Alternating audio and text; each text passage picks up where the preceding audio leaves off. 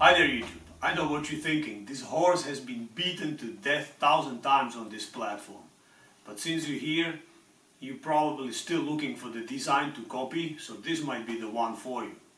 As you probably know, most designs seem to revolve around 2x72 inch belt size, and basically all or most of them are constructed from some kind of welded up steel profiles. I had different objective for my build. I wanted bolted up construction. I wanted a little bit smaller, more compact size, so I opted for a 2x40 inch belt size, and I wanted quite sturdy and rigid build. So this basically all revolves around this vertical aluminum plate, and all components bolt to this plate. That means the rollers, the motor, the table, the tensioner, and also the support table for the belt.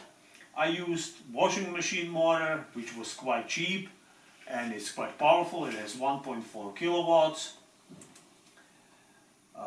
I think the biggest advantage of this design is that it could be very easily modified to suit your own personal needs because of its simplicity.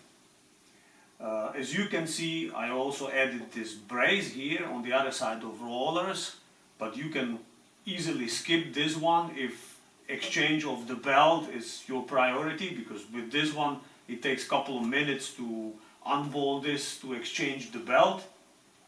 But you can easily modify this to suit your own needs. I included this because I want to build a couple of attachments for this belt grinder, for all kinds of prototyping,